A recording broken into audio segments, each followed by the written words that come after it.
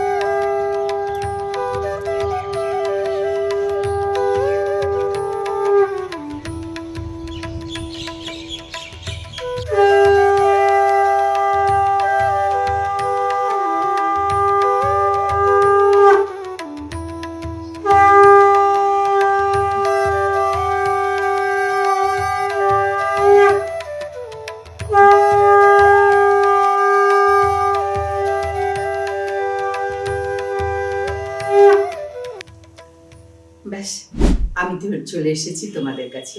তার কারণ হচ্ছে তোমরা আমার অধীর অপেক্ষায় থাকো কখন মা আসবে।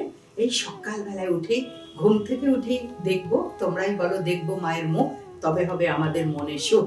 আর তোমরাই বলো মাগো, তোমার থেকে জানতে পেরে আমরা বেশ সুন্দরভাবে জীবনযাপন করতে পারছি, দিনগুলি ভালো কাটাতে পারছি। আমি সেই জন্যই তো তোমাদের কাছে চলে আসি, এই কারণেই। আর তোমাদেরকে বলি, দেখো, সবার যে সব দিন ভালোটা বলতে পারবো তা তো নয়। ভালো মন্দ মিলিয়ে তো জীবন। 12টি রাশি, 12টি রাশি, 12টি রাশির জাতক জাতিকা যে যেখানে যতজন আছো, সকল জনের জন্যই বলা যে তোমরা কি করবে, ভেঙে পড়বে না। মন্দটা শুনলে ভেঙে পড়বে না। জয়ের আছে, ওর আছে, দুটো মিলিয়ে তো চলে আমাদের। তো আমাদের এইভাবে চলতে হবে। তো সেইভাবে চলতে গেলে আমি যেটা তোমাদের জন্য বলি, বলো না কাতর স্বরে বৃথা জন্ম এই সংসারে। জীবনে সমস্যা হতেই পারে, ভয় কি? আমি তো আছি তোমাদের তরে, ভয় নেই একেবারে। আমি এসে গেছি তোমাদের তরে, তোমাদের ঘরে, তোমাদেরকে প্রতিদিনের জন্য কেমন যাবে 12 রাশির সেটি বলবার জন্য। হ্যাঁ, তোমরা এসে গেছো, দেখছো খানার বছর অনুষ্ঠান দেখছো। হ্যাঁ, তোমাদের যেটা জানবার ইচ্ছা, মা কোথায় থেকে বলছেন, মা কোথায় থাকেন? মা থাকেন বরানগর রামকৃষ্ণ দিগদর্শন সেবাশ্রম। এখানে আসলে মাকে পাবে। এই আশ্রমে আসো, কতজনের সাথে দেখা হয়। আশ্রমে প্রতিদিন সোম থেকে শুক্রবার প্রতিদিন দুপুর বেলায় সকলকে অন্ন পরিবেশন। যেদিন যেদিন আমি আশ্রমে থাকি, আমি নিজে হাতে অন্ন পরিবেশন, নিজে হাতে তোমাদের গরম ভাতে ঘি পরিবেশন করে বড় তৃপ্তি পাই। আমি জানি ওটাই আমার আসল পুজো, ওটাই হলো আসল পুজো। তো সেই কারণে সেটি করে আনন্দ পাই। তখন তোমরা কত আনন্দ পাও। তোমরা বলো মা তোমার টিভিতে দেখি, মা গো তোমার মোবাইলে দেখি, আর এখন সামনের থেকে দেখছি, আমারও ভালো লাগে। কত সন্তানকে দেখতে পাচ্ছি, তাদেরকে খাওয়াচ্ছি।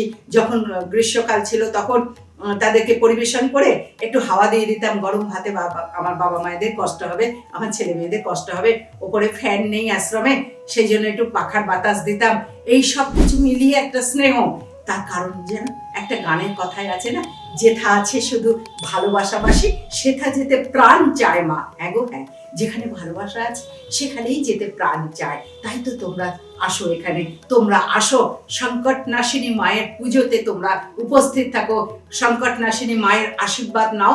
তোমাদের এই মায়ের হাত থেকে নিয়ে তোমাদের একটি করে মনোবাসনা পূর্ণ হচ্ছে, এতেও আমি খুব উৎসাহিত হচ্ছি। জীবন তো এটাই গো, জীবন দিয়ে জীবন বাঁচানো, জীবন দিয়ে জীবন গড়া। আজকে চলে এসেছি আজকের রাশিফল নিয়ে তোমাদের সকলের 12 রাশিফল বলবো, 12 জাতক জাতিকাদের। প্রথমে আসি মেষ রাশি। মেষ রাশির জাতক জাতিকাদের জন্য আজকে কিন্তু ভাগ্যের উন্নতির যোগ ভীষণ ভালো আছে। ভাগ্যযোগ ভালো আছে। ভাগ্যযোগ ভালো থাকলে কি হয় জানো? ভাগ্য ভালো আছে বলে পাশ ফিরে ঘরে শুয়ে পড়লে ভাগ্য ভালো হবে না। ভাগ্য আছে, ভালো আছে মানে তরং করে উঠে পড়ো। শীতকে ভয় পেরো না, ভয়কে জয় করে এগিয়ে চলো। কর্ম করো, কর্মই ভাগ্যের জয় এনে দেয়। কিন্তু এই যে শুনে নিলে, কার কাছে শুনলে? খানা মায়ের কাছে শুনলে। কি বললে? আজকে ভাগ্যের উন্নতির যোগ রয়েছে।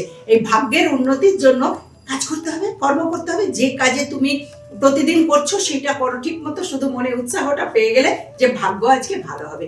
বিকালের দিকে, আজকে বিকালের দিকে একটু মাথার যন্ত্রণা, একটু গা হাত পা ম্যাচ ম্যাচ করা, শরীর খারাপের একটু ভয় রয়েছে, সেটা থেকে সাবধান থাকবে। তাহলে আমি বলে দিলাম তোমাদের জন্য। এবার আসি বৃষ রাশি। এই বৃষ রাশির জাতক জাতিকাদের জন্য আজকের দিনে সকালে জেনে রাখো নতুন কোনো সুযোগ সম্ভব রয়েছে। এই নতুন সুযোগটাকে গ্রহণ করতে হবে।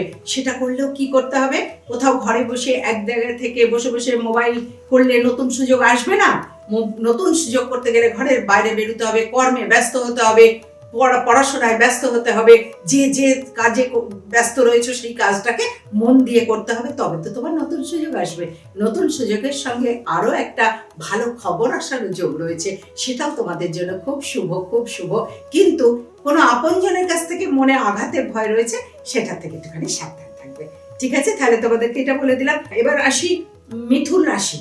মিথুন রাশিদের কথায় আসার আগে এটা বলতে একটু ভালোবাসি, বারবার তোমাদের তরফ থেকে ফোন আসছে, মাগো তুমি তো বলে দিচ্ছ, একটু প্রতিকার যদি বলে দাও তাহলে আমাদের খুব ভালো হবে। একটু আমরা কিভাবে জীবন কাটাবো যদি বলে দাও তাহলে ভালো হবে।